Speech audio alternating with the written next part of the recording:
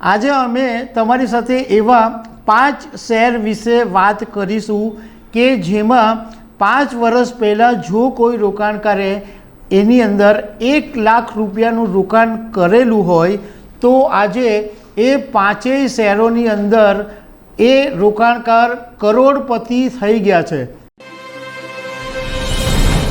નમસ્કાર દર્શક મિત્રો, જો તમે શેર બજારમાં રોકાણ કરતા હો અને તમારા હાથની અંદર કોઈ એક એવો શેર આવી જાય કે જે એકદમ લો પ્રાઇસમાં હોય અને એ ભાવ એટલો બધો ઉછળી જાય કે તમે 5 વર્ષની અંદર કરોડપતિ બની જાઓ, મજા પડી જાય।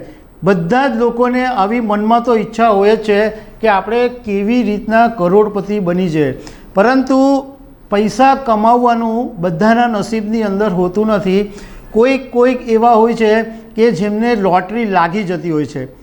આજે અમે તમારી સાથે એવા 5 શેર વિશે વાત કરીશું કે જેમાં 5 વર્ષ પહેલાં જો કોઈ રોકાણકારે એની અંદર 1 લાખ રૂપિયાનું રોકાણ કરેલું હોય તો આજે એ 5 શેરોની અંદર એ રોકાણકાર કરોડપતિ થઈ ગયા છે। કેટલાક તો એવા છે કે 2 કરોડની કમાણી થઈ ગઈ છે। અને આ શેરના ભાવ જો તમે સાંભળશો અને અત્યારના ભાવ સાંભળશો તો તમને એમ થશે કે સાલું આપણને આ શેર કેમ ના મળ્યો। આવા મલ્ટીબેગર સ્ટોક્સ જે હોય છે એ ઘણા બધા હોય છે। તો આ 5 શેર વિશે હું તમારી સાથે વાત કરીશ। મારું નામ રાજેશ શાહ છે અને તમે જોઈ રહ્યા છો ખબર છે.com। દર્શક મિત્રો, પહેલો એક શેર છે જેનું નામ છે વારી રિન્યુએબલ્સ ટેકનોલોજી। હવે 3 મે 2019ના દિવસે આ શેરનો ભાવ 3 રૂપિયા ને 62 પૈસા હતો, માત્ર 3 રૂપિયા અને 62 પૈસા। ગઈકાલે ગુરુવારે જ્યારે શેર બજાર બંધ થયું ત્યારે આ શેરનો ભાવ 2604 અને 50 રૂપિયા પર બંધ રહ્યો હતો। દર્શક મિત્રો, જસ્ટ ઇમેજ કરો, 3 રૂપિયાવાળો શેર 5 વર્ષની અંદર 2600 રૂપિયા ઉપર પહોંચી જાય તો જે બી રોકાણકાર હોય એને તો ચાંદી થઈ જાય। કારણ કે જો એણે રોક્યા હોય તો સીધા એને 5 વર્ષની અંદર 1,07 કરોડ રૂપિયા મળી ગયા છે। બીજો એક સ્ટોક છે જેનું નામ છે પ્રાગ લિમિટેડ। આ શેરનો ભાવ 7 માર્ચ 2019ના દિવસે માત્ર 3 રૂપિયા ને 58 પૈસા હતો। ગુરુવારે જ્યારે ગઈકાલે શેર બજાર બંધ થયું ત્યારે આ શેરનો ભાવ 934 રૂપિયા ને 90 પૈસા ઉપર બંધ થયો હતો।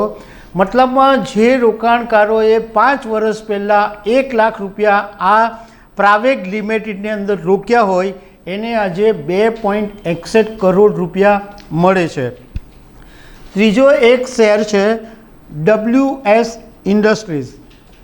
3 મે 2019ના દિવસે આ શેરનો ભાવ માત્ર 75 પૈસા હતો, 1 રૂપિયાની પણ અંદર। એટલે તમે ધારો કે એમ માની લો કે 1 રૂપિયાનો ભાવ છે તો 1 રૂપિયાના ભાવે તમે 10,000 શેર બી ખરીદો તો તમારે 10,000 રૂપિયાનું ઇન્વેસ્ટમેન્ટ થાય અને 1 લાખ શેર ખરીદો તો તમને 1 લાખ શેર મળે 1 લાખ રૂપિયા ઉપર। હવે આવા શેર શોધવા બહુ મુશ્કેલ હોય છે। હવે આ 75 પૈસાવાળો જે શેર હતો WS ઇન્ડસ્ટ્રીઝ એ ગુરુવારે જ્યારે શેર બજાર બંધ થયું ત્યારે 158 રૂપિયા પર બંધ હતો। મતલબમાં 5 વર્ષ પહેલાં જેમણે 1 લાખ રૂપિયા રોક્યા હોય એમને આજે 2.11 કરોડ રૂપિયા મળે છે। ચોથો એક જે શેર છે એનું નામ છે રાજ રેયોન ઇન્ડસ્ટ્રીઝ। 3 મે 2019ના દિવસે આ શેર માત્ર 10 પૈસાના ભાવે મળતો હતો। હવે 10 પૈસાના ભાવે શેર હોય તો લોકો એમ વિચારે કે આ કંપનીમાં કંઈ લેવાનું હશે નહીં, બંધ થઈ ગઈ હશે અને આપણા પૈસા સલવાઈ જશે, એમ કરીને ઘણા બધા ઇન્વેસ્ટમેન્ટ નહીં કરે। પરંતુ એવા સાહસિકો બી હોય છે કે ચાલે 10 પૈસામાં આપણું શું નુકસાન જવાનું છે, નાખો પૈસા। તો એમ કરીને જેમણે જો નાખ્યા હોય તો ગુરુવારે જ્યારે શેર બજાર બંધ થયું ત્યારે આ શેરનો ભાવ 22.75 રૂપિયા ઉપર બંધ થયો। મતલબમાં જેમણે 5 વર્ષ પહેલાં 1 લાખ રૂપિયા રોક્યા હોય એમને આજે 2.27 કરોડ રૂપિયા મળે છે। પાંચમો શેર છે હજૂર મલ્ટી પ્રોજેક્ટ શેર।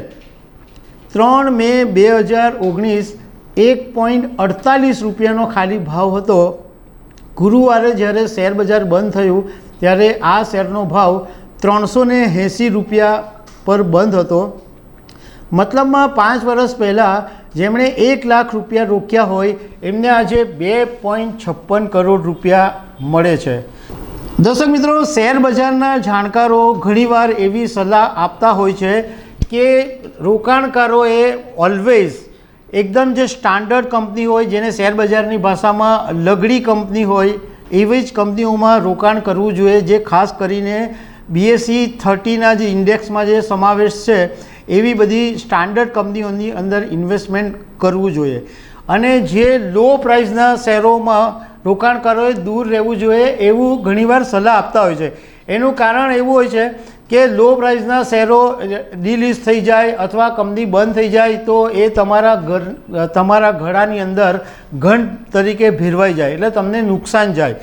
પરંતુ ઘણીવાર એવું બને કે તમે કોઈ એવા શેર શોધીને રાખી મૂકો કે ભાઈ આ કંપની ભવિષ્યની અંદર કંઈક સારું કરી શકશે, અથવા એના પરફોર્મન્સ વિશે જો તમને જાણકારી હોય અને આવા કોઈ 2, 4, 5 રૂપિયાવાળા શેરો તમારા હાથમાં આવી જાય તો તમે ન્યાલબી થઈ શકો છો। દર્શક મિત્રો, ખબર છે .com ઉપરથી અમે એક સ્પષ્ટતા કરવા માંગીએ છીએ કે આ એક ન્યૂઝ હતા એટલે એ અમે તમારી સાથે શેર કર્યા છે। પરંતુ જો તમે શેર બજારની અંદર રોકાણ કરતા હો તો તમારા રોકાણકારની સલાહ મુજબ જ તમારે રોકાણ કરવું, અમારી વાત માનવી નહીં। તમે તમારા સલાહકાર કહે એ મુજબ તમારે તમારા પૈસા નાખવાના। તો દર્શક મિત્રો, આવી અનેક વાતો સાથે અમે તમને મળતા રહીશું। Thank you very much.